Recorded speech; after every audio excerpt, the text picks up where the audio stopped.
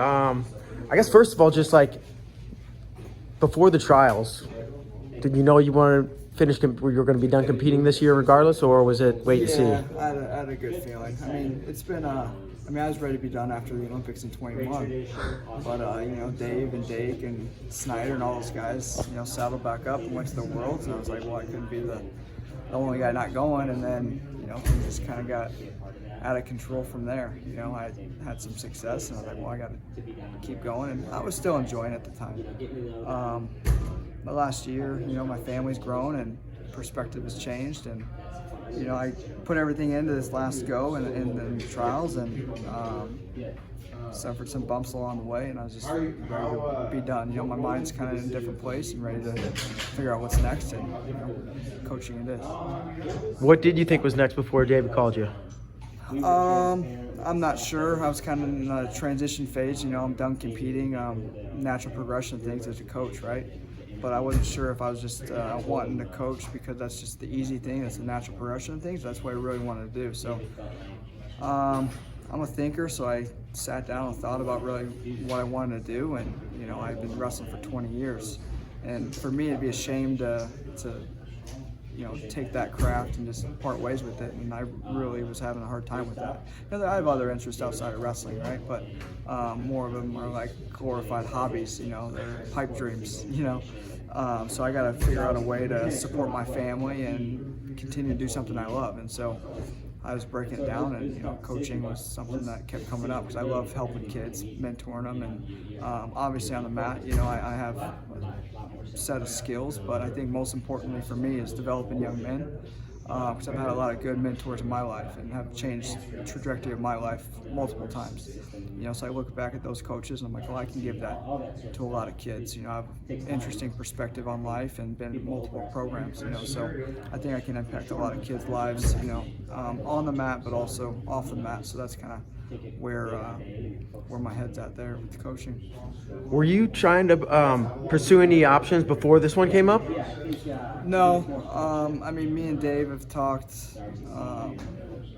in length about coaching and what it would look like to get into coaching. We could easily throw our hats in the ring and get a coaching job at a number of different schools, not to sound arrogant, but just kind of with our credentials and our experiences and stuff. But something I always thought about, being at Penn State was such a blessing for me, but at the same time it kind of skewed my reality of coaching because it's such a well-oiled machine, and they got a great group of coaches there that all get along and are on the same page, not necessarily with everything, but the thing they're on the same page with is values and morals and principles. So looking at coaching, I wanted to do it, but it had to be the right situation, the right circumstance with the right guys on the coaching staff.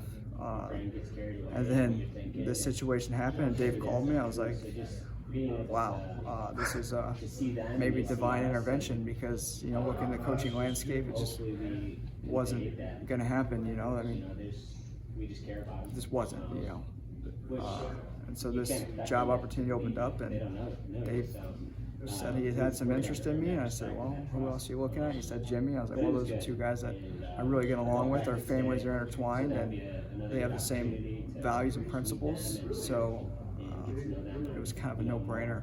So my wife always gave me a hard time saying, you're never going to coach because you're too picky. I was like, well, yeah, maybe I got to figure out something else to do other than coach, because I don't want to coach unless it's the right situation. And this happened, so I was like, I think we're doing it. So when David approached you, I guess, did you guys collectively make the decision to do this, or was he like, hey man, I'm taking this job, do you want to come with me? Man, I don't know exactly how it happened. I'm sure from his perspective it's different than mine. He reached out to me and I heard him out, and I was like, well, I have to really think about that. It's Oklahoma, we're in Pennsylvania, my wife's family's here. We just moved here 4 years ago. We love the community. We love everything they've done for us. It wasn't one of those things where we're going to do it together. There's a lot of side conversations on both ends. I said I was interested, but it was just talk at first. You know, I wasn't sure what the offer was from Okie State. I don't know what the details were. I wasn't sure if we could come to an agreement on what I would need between me and Dave. So it wasn't like he was going. If he was going, I was going. It was a lot of side conversations. How long have you known David? I think that answers your question. Yeah. When was it solidified in your mind? When were you like, yeah, I'm in. Let's do it.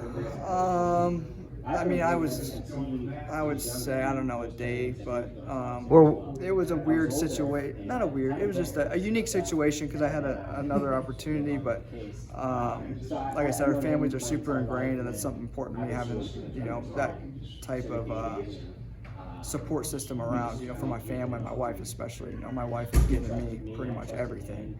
You know, her support has been crucial to my success as an athlete, and it's going to be crucial to my success as a coach too. So I had to take that into consideration, and we talked, and it just seemed like the right thing to do. And I wrestled with it. You know, what was it, something new and shiny, and that's something catching my eye. I think there's a certain aspect of that. Of course, you know, I'm not delusional in the fact to think that that's not the case. Humble enough to say that, you know, maybe there's something appealing to something new and shiny. But at the end of the day, I think that it is new and shiny, but we have a tall task ahead of us. I think that outside of this town, the whole world and the country really doesn't want this to succeed.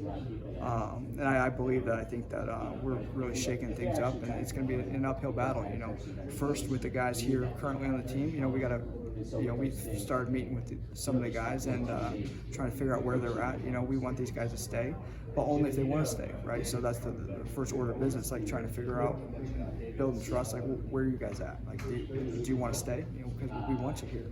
But it has to be mutual. We don't want to hold you hostage, and we also don't want you just to leave because you don't know where we're coming from. So there's a lot of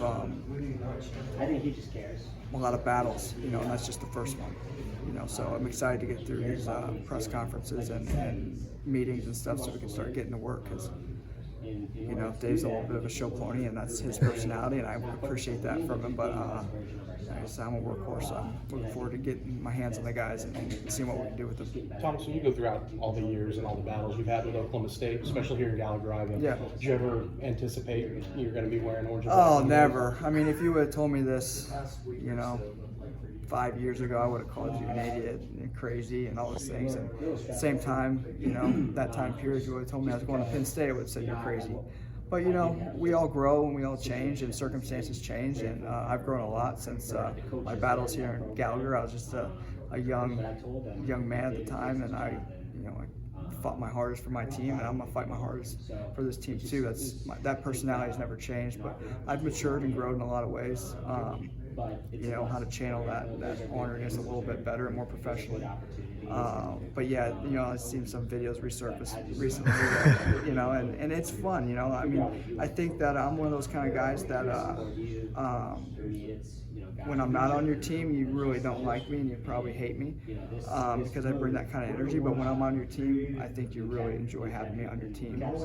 And I feel like I'm kind of pumping myself up a little bit too much, but you know, I'm here at Oklahoma State, and I know they love it, and I know they want me, and they know I'm gonna fight freaking hard for them.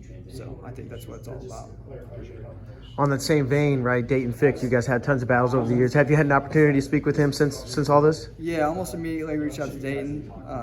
Dave asked me to. I think it was important for everybody, you know, just to kind of touch base. And I mean, it's a little uncomfortable, it's a little awkward, you know. We've only known each other from across the mat. You know, we've never been training partners or anything like that. We were on one team together in Oslo. You know, when he got silver up at 61. But we're cordial. You know, we've always been. You know, he's a tough competitor. I'm a tough competitor. So when it's on the mat, you know, it is what it is, but it's not personal, right? He's trying to win, I'm trying to win. So I reached out to Dayton, and it's kind of explained, you know, I'm coming down with Dave and excited to help him accomplish his dreams. You know, it's a very unique situation. It's going to take a lot of humility on both ends. You know, not just me. You know, I'm kind of moving on with my career and my life, but it's going to take some humility on his end to build that trust. You know, it's a two-way street. So I think that you know, I can offer him, you know, a couple things. You know, one, a body to work out with, a high-level guy, and also just, you know, a couple little things. You know, train to beat him, so giving that perspective to him, I think will really help elevate his game, and just a fresh pair of eyes and energy, I think will really elevate his level. I was telling him yesterday a little bit that I found myself in a similar situation he's in, different but similar, when I was leaving Iowa going to Penn State. So change really helped me in my life, which helped me in my wrestling. So this is a big change for him, and I think it's really going to help his wrestling. So I'm excited to help him out and whatever he wants to do as far as his competitive career, and do whatever I can. How would you just, if you have one even yet, just how do you describe your coaching style? Hands-on, direct. I've never coached in an official capacity, but I mean, I've coached my entire life, from, I think my first memories of actually coaching maybe were high school, not coaching like, a kids club, but coaching my teammates. I always wanted to elevate everyone around me. If I was wrestling a guy and I felt something or saw something, I'd help him out, or if I saw something, another guy wrestling, I'd, pull him aside and say, hey, maybe do this or whatever. Not that I know more than them, but, sometimes if you're looking at it from the outside, you see things a little bit differently.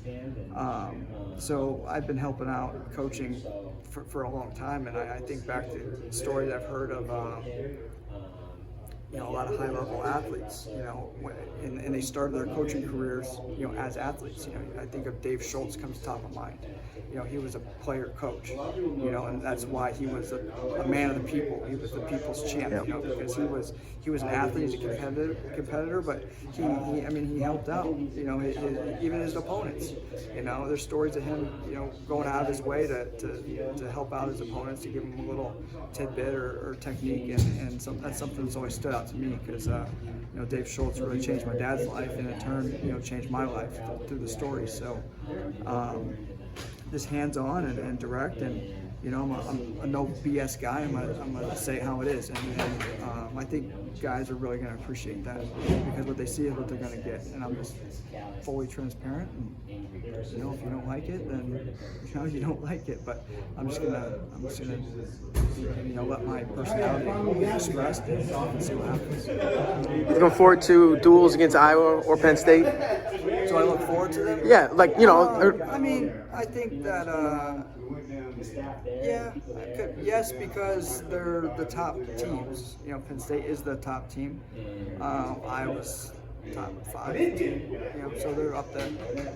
The history's there between Oklahoma State and Iowa, but I don't think of it as wrestling a specific team or beating a team. Someone said the other day, now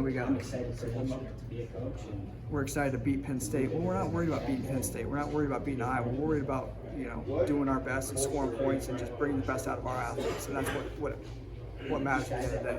If our athletes, wrestle their best, they fight hard and express themselves out on the mat to their fullest potential, and they lose, and we lose or they lose, I can be okay with that, because they're doing their best. There's going to be a lot of buzz around it, with my history and my personality, and people are going to, make it more than it is, but I'm just looking to do my job and fight for my guys and help them out, and all the drama, I'll leave to you guys. So with that, you've kind of hit the trifecta of the top historic programs in wrestling. I'm going to say, does that experience, kind of seeing all those things, I know it's only been couple days here or whatever, but that experience kind of helping you, I guess, having seen all that? Yeah, 100%. I've seen a lot. I've like you said, Iowa, Penn State, now here, but I've been all over the world and trained and competed too. So I bring that to the table too. I spent a month in Ossetia, Russia, and Dagestan, and that whole Caucasus region. So I bring that experience to the table as well.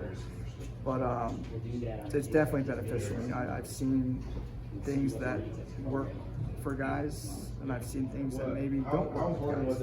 And Dave has his experiences, mostly at Penn State, and Jimmy's got a lot of experience being at Illinois, Northwestern, Michigan, and then Penn State on more of the inside coaching role too. So if you put all that together, I think we have a very diverse background, and I think it's going to be good for kids. I really think so, because we don't have a.